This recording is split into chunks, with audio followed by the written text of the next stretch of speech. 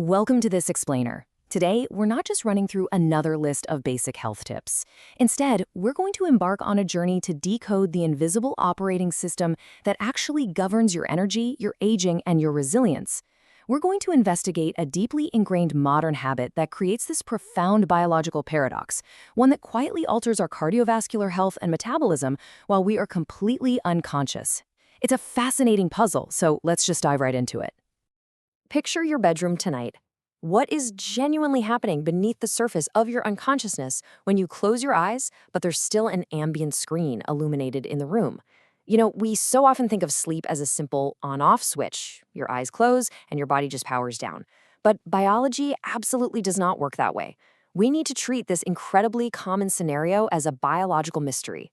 When that artificial light hits your closed eyelids, your brain isn't resting. It's actively processing an environmental signal. And let's look at the symptoms as a clue here. Get this. Over 50% of American adults fall asleep with the TV on. For a lot of us, it feels like this totally harmless comfort habit, right? It's a way to soothe anxiety, maybe distract from racing thoughts, or just mask those disruptive noises from the street. But this seemingly innocent behavioral strategy actually introduces a severe physiological conflict. By pumping artificial light and erratic sound into the bedroom, we are quite literally overwriting the fundamental programming of the human body. To really grasp why this is so disruptive, we have to look back at our evolutionary baseline. Human beings are governed by what biologists call Zeitgebers.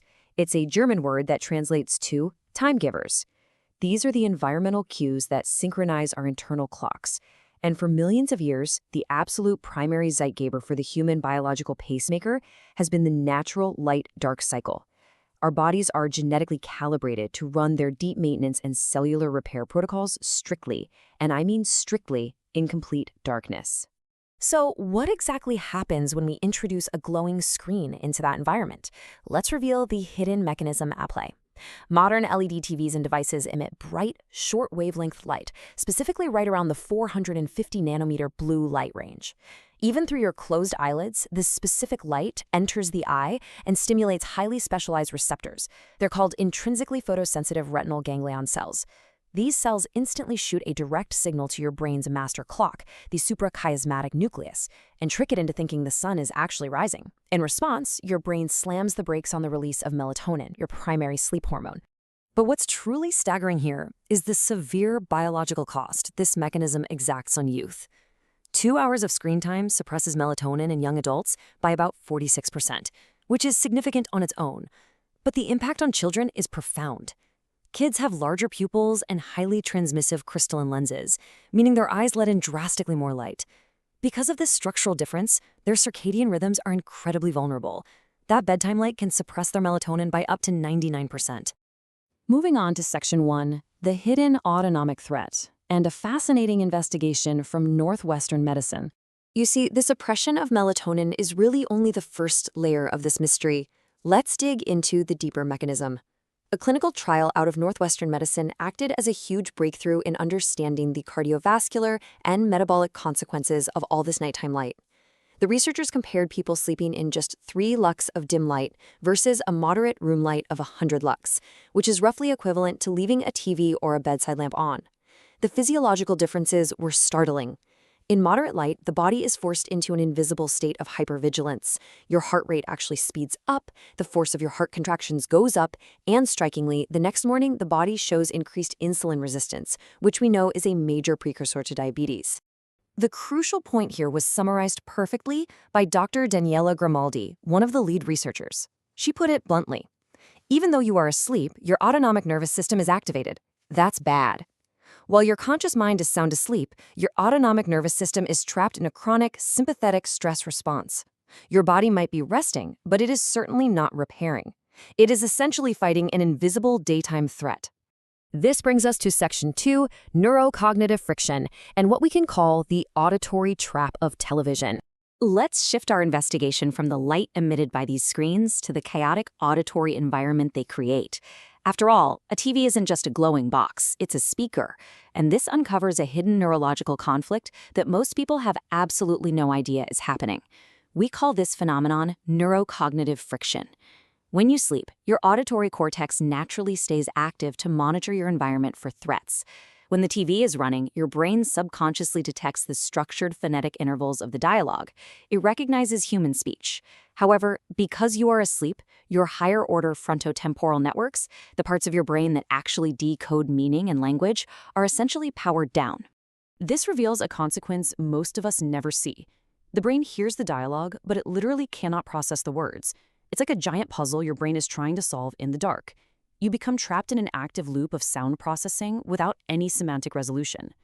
This unresolved acoustic data creates intense friction.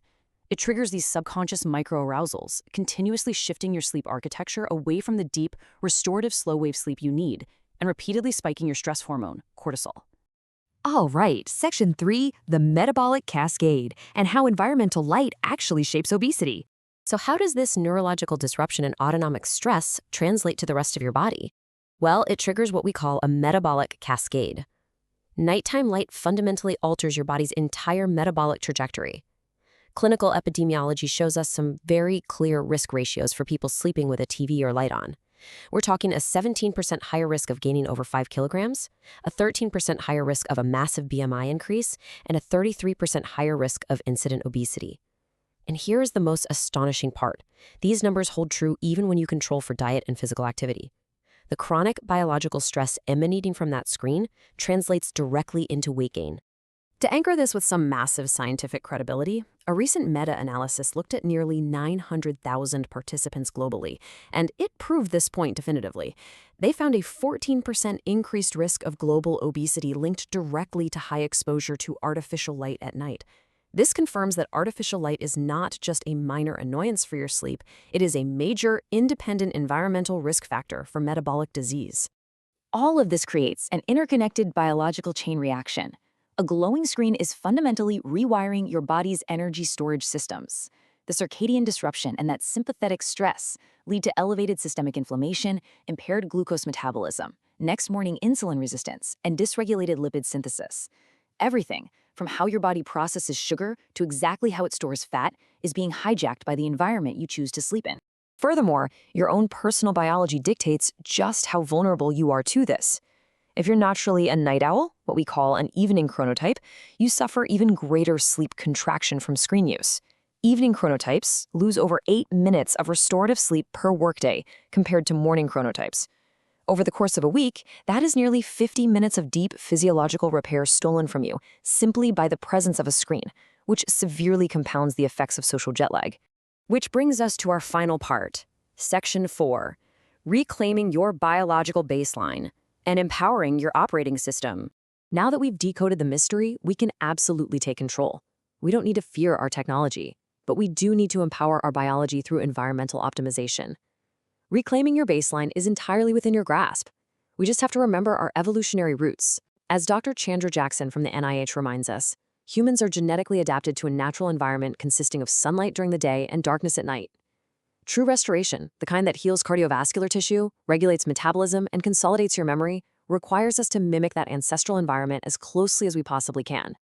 The American Academy of Pediatrics and top sleep experts offer some highly actionable, scientifically backed protocols for this. Keep bedrooms completely device-free. Heavily limit adolescent screen use before bedtime, especially considering their extreme vulnerability to blue light. And implement a shared family media plan so that the boundaries are crystal clear for everyone. The end goal here is to entirely eliminate that neurocognitive friction and light pollution from the sleeping environment.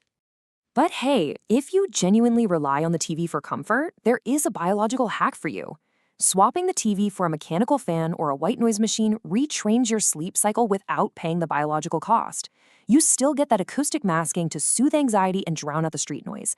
But by removing the linguistic patterns and that 450 nanometer blue light, you finally stop hijacking your autonomic nervous system. Remember, every symptom is a clue. Every habit is a signal. Now you know that sleep is not merely rest. It's a highly active, vital biological state that dictates the entire trajectory of your health, your aging, and your daily performance. So if your biological operating system requires absolute, uninterrupted darkness to repair itself and protect your metabolism, what will you change about your environment tonight? Think about it. Thanks so much for joining me for this explainer, and I'll see you next time.